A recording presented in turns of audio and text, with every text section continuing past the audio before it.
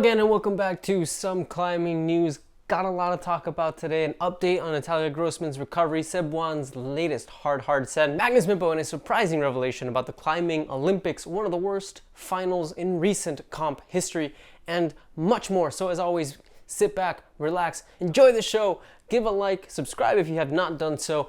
Yeah, let's do this thing.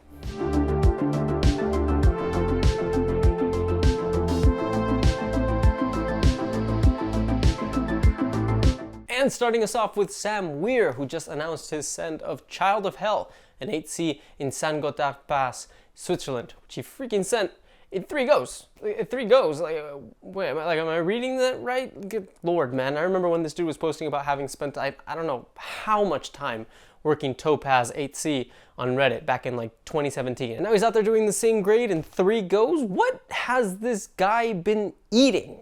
Hangboards for breakfast? What's the secret? And how can I do that too? I mean, look, I don't want to be able to climb 8C in 3 goes. That honestly sounds like it sucks, but at least someone helped me to get to, AB or V13. And I know it's a controversial opinion. People are gonna roast me in the comments for sure, but there is such a thing as climbing too hard. You think the best climbers in the world are out there actually having fun at gyms or even most crags? No. They've run out of climbs to do. Magnus is out there eating kilterboard scraps because he already ate the whole board. That sucks. Just watch a Board Lord episode. It looks like they're all having fun, but there's some serious sadness behind all the Lord's eyes. You know there is. They won't admit it, but they all wish they could go back to the days when V5 was hard. So there you go. Careful what you wish for. Strength comes with a serious price. But now more seriously, gotta pass that one off to you. Am I right? Am I wrong? And I guess individually, what's your climbing goal? Kind of curious what all you people wish for. Oh, and yeah, congrats to Sam on a ridiculously super fast send of Child of Hell. Sean Rabbit 2FA, by the way. Go watch Sam's send. It's in the comments below. And also, the Mellow vid is in there with Sean's send. It's pretty cool. And then, this is kind of old news, but Katie Lamb and the Rookery, right? You guys remember, but in case you don't, the Rookery is one of Yosemite's hardest boulder problems. It's an 8B+/V14 that was first done back in 2023 by Carlo Traversi and only has 2 other repeats, Aiden Roberts and Katie Lamb. Now, Patagonia has recently put out another micro beta video on Katie Lamb's send. It's only a 2-minute video, but honestly, Patagonia are freaking killing it with this series. It's quickly becoming one of my favorites, and basically, it's exactly what it sounds like. It's an in-depth look. It's a micro beta for one of the hardest problems in the valley, all narrated by Katie herself. So if you're a bouldering nerd like me, I mean, that's honestly right up your alley. Can't recommend it enough.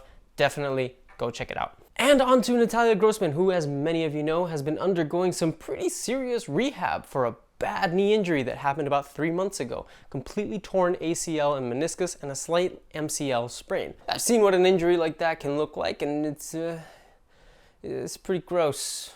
Man, good on Natalia for always keeping up a positive attitude throughout this thing, and for updating her board climbing Instagram account just the other day with a send of Miami Vice V10/7C+. But Natalia with a completely busted knee is still making V10 look easy, whereas I, eat something a little too heavy and I completely forget how to heel hook. Fuck you. No, this girl is like a ray of sunshine.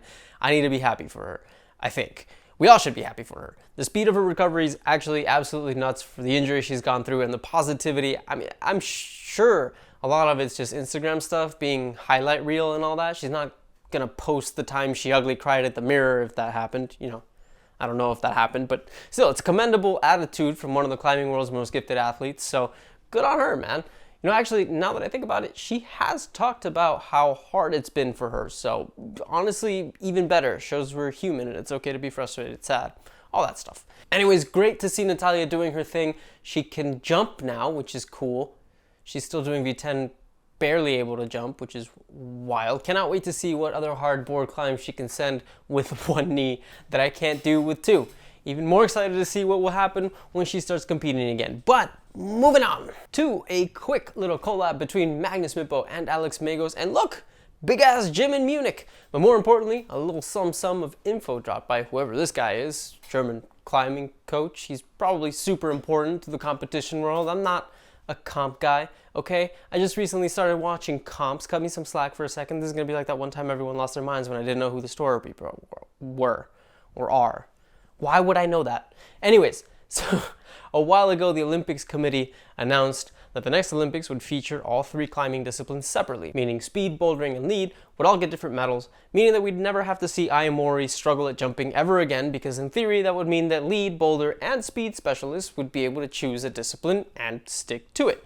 No more Tomoa on lead either, for example. But according to this guy, the IFSC has yet to rule on whether or not the qualifications for the Olympics will also be separate events too. Meaning that there is a chance that in order to qualify for the Olympics, you're gonna have to be good at both bouldering and lead. So basically, the same thing we saw in Paris, which honestly, I mean, we can all agree that's insanely dumb, right? Like, why force athletes to compete in something they don't specialize in when during the competition itself, they're not even going to be competing in that. Look, I'll let this guy do the talking for me because he's the one that says the thing. It's not decided yet, and IFSC will announce that on 2026. But the rumors now, the strong rumors are saying that qualification is still going to be combined. Oh, Because what? we got more medals, but we didn't got more spots of athletes. Okay. So basically, we're going to have less spots for athletes. So IFSC wants to choose athletes that can do both disciplines. In this way, they can have more athletes there. Yeah, so there's a chance. It's not decided, but honestly, why is there a chance that this happens in the first place? Again, I personally can't see any advantage. Like, the guy says the committee wants athletes that can do all disciplines, but I really just can't see what the advantage is for doing that if people are going to be competing for separate medals, and if there's nothing that says that, like, lead athletes have to compete in bouldering and vice versa. It just seems nonsensical. But hey, of course, I'm going to pass that question on to you guys. Does anyone see the logic in all of this? I know the Olympics Committee seems to not like bouldering, for example, but am I missing something? This is all very much speculation, so again, nothing's been decided, but yeah, I'd love to know your thoughts on all of it. And then let's talk about Kate Callaghan and Laura Pinault becoming the first women to complete the Yosemite Triple Crown. So if you don't know, the Triple Crown is kind of one of those arbitrary little challenges that Yosemite climbers have been trying over the years. It involves climbing the 3 biggest Yosemite big walls in a day. So basically, Mount Watkins, Half Dome, and El Cap.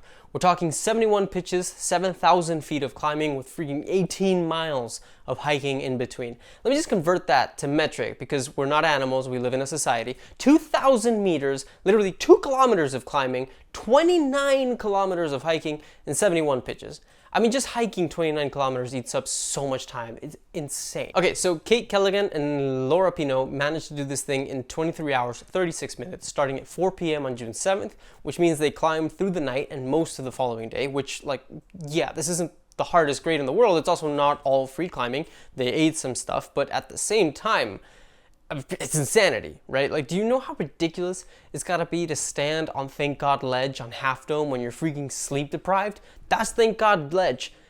Like, it's hard enough to keep your balance when you've pulled an all-nighter, but like, how do you even, it's crazy. Anyways, like I said, they started at 4 p.m., climbed Mount Watkins, then the nose, then finished up Half Dome, finishing the whole thing up with only 30 minutes to spare because, like a lot of the speed climbing in Yosemite, there's a time limit. Honestly, this is like an ultra marathon, but for climbing, it's absolutely insane. I keep saying insane, but it really is. Anyways, massive congratulations to both Kate Callaghan and Laura Pinault. Huge stuff for the ladies in Yosemite this year. Not that it's like a surprise, I mean, duh. And yeah, honestly, this is the sort of story that I really hope gets like a long movie. Kind of a cool sort of real rock thing. I don't know if this was recorded, but if it was, someone please edit it, please. It sounds awesome. Next, let's talk about Seb Bouin bringing slash grades back.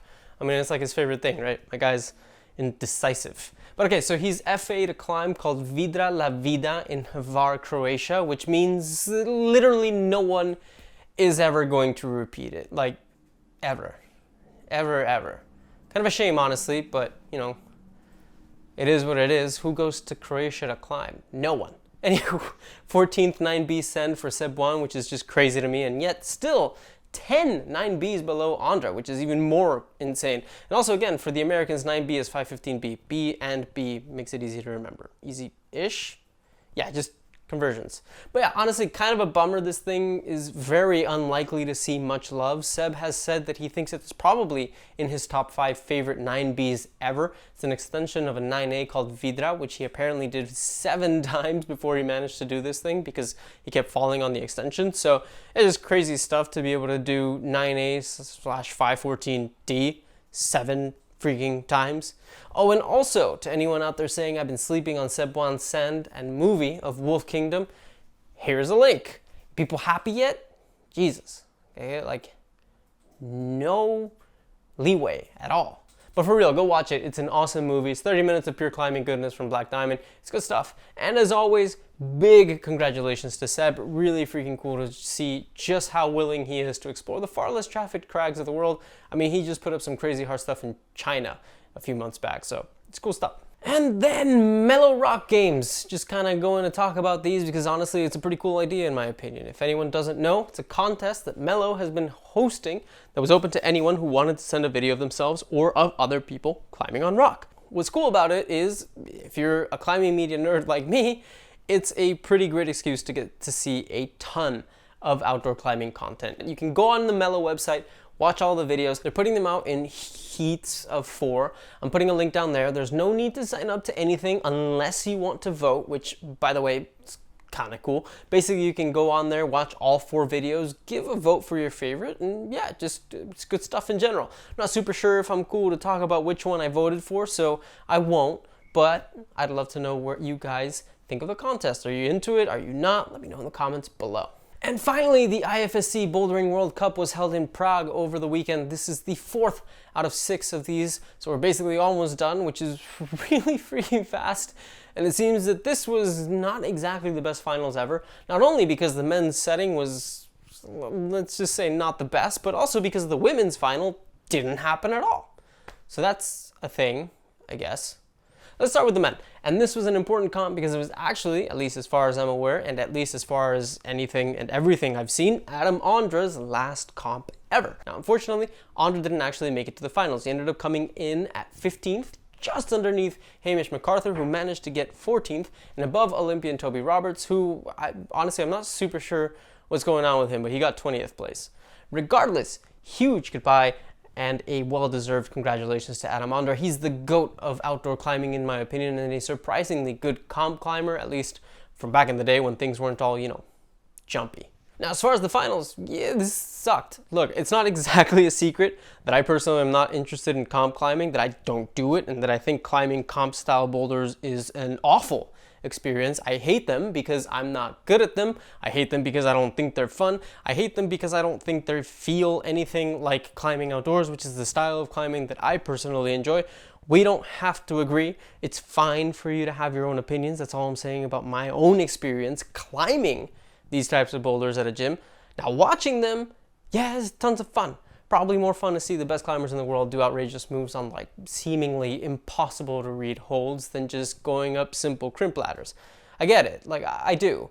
What sucks, or at least what sucked about this final in particular, at least in my opinion, is dude, not every boulder can be a dyno. I mean, seriously, boulder 1, swing dyno, boulder 2, run, jump, parkour dyno, boulder 3, jumpy, jump, jump dyno, boulder 4, coordination dyno. I mean, why?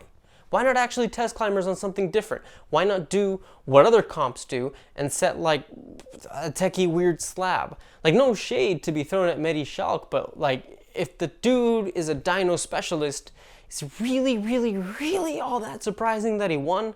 It's like when Nadal played clay, if you were ever into tennis. Was anyone ever really surprised he kept winning Roland Garros? No. No, they weren't. So then what is this? Anyways, here's a chart. Do-Hyun Lee in 7th place, which is frustrating given how well he did last World Cup. And then we got 2 Frenchies all the way at the top. Samuel Richard, the 17-year-old's first ever final. And he goes ahead and podiums bronze. Honestly, that's not half bad. Then we got Saratu Nraku, who was killing it as always, was actually on the way to a 4th consecutive win, something that's never been achieved in comp climbing history until Mehdi Schalk decided he had other plans, went ahead and topped literally everything in what he's calling a quote-unquote comeback. Anyways, congrats to all the finalists, to Mehdi for his World Cup win, to Nraku for getting 2nd place, which is definitely not something to complain about, even though it feels like he probably could, and to Samuel Richard for his first ever finals and his first ever podium. And then on to the women's finals, which didn't happen. See why these were the worst finals ever? One's all dynos, the other just straight up gets canceled. Inclement weather, entirely too much wind apparently was the reason the IFSC decided to cancel everything. And like, I don't know, I kind of have to say that their solution sucks. Like, oh, no finals, so whoever won the semis wins the comp. That's that. There's gotta be a better way, right? Like, at least postpone the thing or something. Postpone by a day. Is that really the worst thing that could happen? Why not do that? Is it a money thing? It somehow feels like it's a money thing, doesn't it? Which, okay, just a small tangent here, but did you guys know that prize money for winning one of these World Cups is like freaking nothing compared to other sporting events? Like, seriously, Oriane Berton won this thing and she's going home with a total of 6,000 euros. I mean, granted, she has Red Bull and other sponsorships that probably pay her quite well, but still, that's not a lot of money, like, at all. And so, of course, I did a little digging because it all felt kind of weird to me, and I found this report which the IFSC publishes yearly that shows that the grand total profit for the organization from 2024 was $56,700. How is that even possible? What are these margins? Are we serious? It's honestly crazy to me. Climbing has become this massive sport. There are people like Magnus with millions of subs on YouTube making big money. IFSC with big TV deals that fuck over anyone in Europe that want to watch the comps by requiring subscriptions and so on. And yet, 56K? Like, I know everyone is always talking about how bad the production values for comps is, like crappy camera work and all that jazz. And I mean, with these finances, I gotta say, you know, new shit has come to light. I don't know, maybe I should be doing like a big Johnny Harris type deep dive into this thing. I'll sit around looking as hipster as I possibly can, eating Doritos with chopsticks and making everything extra conspiratorial for the views. Not saying anything shady is actually happening with the IFSC, I'm just saying with the popularity of climbing, it's surprising the numbers are that low. I mean, net profit for 2021 was a whopping 7K. Yeah, you heard that right. 7K, only 1,000 more than Oriane made with her comp win. And that's how I'm gonna dig this segment out of this weird hole and tell you all about the women's semifinals. Low-key, pretty proud of that little segue. Chart! So, disappointment for quite a few competitors, particularly Sheila Garcia Martin, my fellow Spaniard, for whom this would have been her first ever IFSC World Cup final, which she didn't get to participate in. Sucks to suck. And then kind of crazy to see the list of competitors who would have missed the finals altogether, notably Miho Nonaka, Annie Sanders, Osha McKenzie, Che Hyun Seo, and Camila Moroni not doing super well for whatever reason. But yeah, onto the podium. Third place for Japan's Melody Sekikawa, second place for Agathe Kayet, and of course, and as stated beforehand, first and second ever gold win for Oriane Berton, who, I mean, honestly, I love how competitive Oriane is. Like, you can tell she absolutely did not want to win like this. She looked so disappointed for a second there. But hey, that was the women's non-finals finals, and of course, gotta pass the question on to you. Do you agree with me? Worst IFSC finals in recent memory, or am I just straight up wrong? Also, the deep dive into how this organization works. Anyone interested in something like that? Let me know in the comments below. But anyways, that was some climbing news. Thanks as always for watching, and especially for your patience as I keep missing more and more episodes that I've been promising. Only so many times I can apologize, so just wanting to announce really quickly that I'm going to be changing up the schedule from Tuesday Fridays to Monday Thursdays, just because for whatever reason things aren't working out very well for me the way I'm doing things at the moment. So next episode will probably be a shorter one, given I'll be posting it Thursday, and then on to the new schedule next week. But anyways, again, thank you for everything. Please don't forget to like, subscribe if you haven't. Throw in a comment or two, help me get this show off the ground. I will hopefully see you guys again in 2 days, but in the meantime, and as always, go climb some stuff.